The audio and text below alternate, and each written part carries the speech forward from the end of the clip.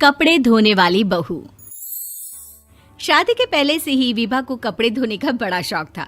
कभी नल के नीचे तो कभी तालाब के पास। अरे मेरी नीली वाली लुंगी नहीं दिख रही है। विभा की अम्मा, कहाँ रखी है लुंगी? अरे वो तो विभा ने परसों ही धोकर रखी थी आपकी अलमारी में, देखो वहीं होगी। वो ना मैंने आज धो दी, मुझे लगा कि गंदी हो गई होगी।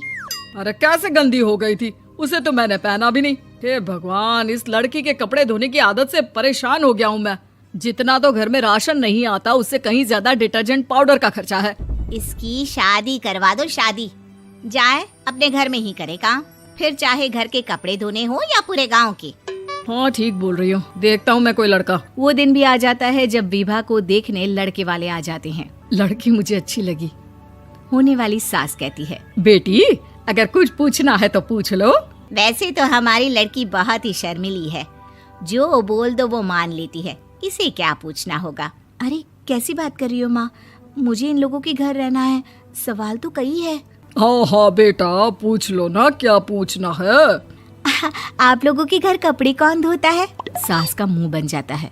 देखो, अगर तुम ये कहना चाहती हो कि तुम्हें कपड़े धोने नहीं आते तो सुन लो, कपड़े मैं ही धोती हूँ, लेकिन तुम्हारे आ जाने के बाद मैं रुमाल तक नहीं धोऊंगी। अरे चुप रहना भाग्यवान, बहू बेचारी घर आई नहीं, उसे डराना शुरू कर दिया। वो क्या है ना बिटिया, अभी तक तो ये कल्लू की माँ ही धोती थी, लेकिन अब तुम्हारे पापा तो दहेज में वॉशिंग मशीन देंगे ही।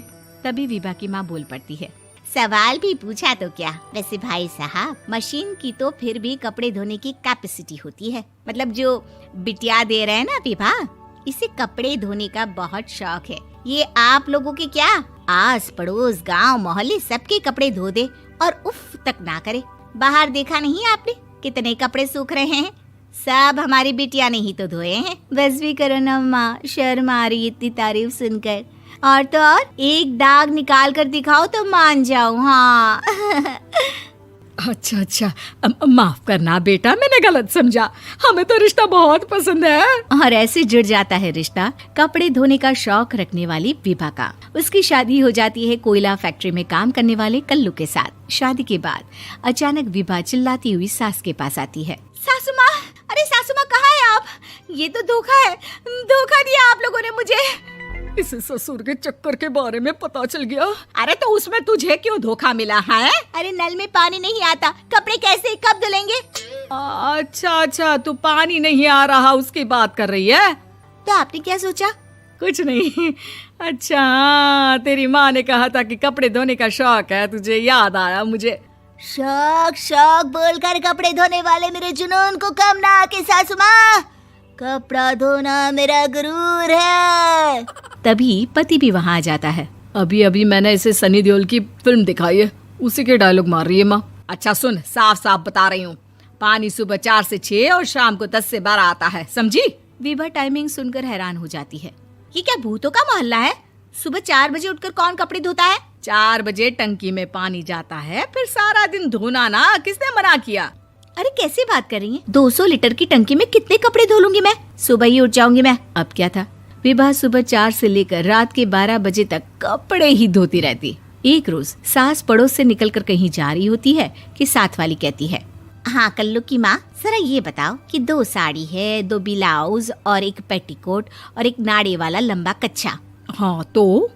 अरे तो क्या, कितना लोगी धुलाई ये बताओ। धोबन दिख रहे हैं हम क्या? हमारे पति सरकारी नौकरी से अभी रिटायर हुए हैं और बेटा सुपरवाइजर है कोयला फैक्ट्री में। धोबन समझ रखा है हमें।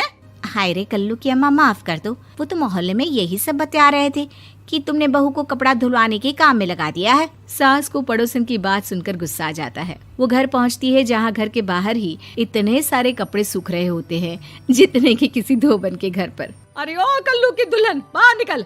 माँ जी यहीं आ जाओ, बाथरूम में चादर धो रहे हैं हम। अरे अभी हम धोते हैं, तुमको बाहर निकलो। ये आस पड़ोस वाले बोल रहे हैं कि हम बहू से कपड़े धुलवा कर उसे कपड़ा धोने वाली बना दिए हैं। अरे छोड़ो ना माँ जी, किन लोगों की बातों में आती हो? आस पास के लोगों का तो काम ही होता है कि वो किसी तरह सास बहू को लड़ा दे। बहू सारे घर के कपड़े धोती है, ये क्या कम है? बोलिए। सास को भी लग जाता है कि वो बहू का ये सनकीपन नहीं छुड़वा सकती, इससे अच्छा है कि खुद ही चुप हो जाए। एक रोज सास और बहू मंदिर जाते हैं, जहाँ सास की साड़ी वहाँ खड़ी भीख मांगने वाली से मिलती है। माँ जी क्या बात है, आपकी साड़ी उस भिखारन से कितनी मिल रही है ना? हाँ हाँ देखो तो, दोनों की साड़ी मिल रही है। क्या बात है कल्लू की अम्मा, तुम खुद को तो अफसर की बीवी बताती हो और ऐसी सिंपल सी प्लेन साड़ी पहनकर घूमती हो। सिंपल और प्लेन नहीं है ये साड़ी। तो क्या सोने के धागे से फूल बने हैं? कुछ भी सासू माँ, कुछ भी। हाँ बने थे इस साड़ी में सोने के धागे से फूल। मेरे पति लेकर आए थे मद्रास से स्पेशली मेरे लिए 10,000 की। ताहे भाई साहब इस भिखारन के लिए भी सेम टू सेम साड़ी लेकर आए होंगे 10,000 की। सास उस वक्त तो कुछ नहीं कहती, लेकिन बहू के साथ घर आती है और अलमारी से एल्बम निकाल कर लाती है। ये साड़ी देख रही है, ये वही साड़ी है जिसे मैंने अभी पहना था। इस साड़ी में ये जो चमकदार फूल दिख रहे हैं ना, ये सोने के धागों से काढ़े गए हैं। लेकिन तू लोकल वॉशिंग मशीन ब्रश से घिस घिस कर सारे फूलों को निकाल कर साड़ी प्लेन कर दी।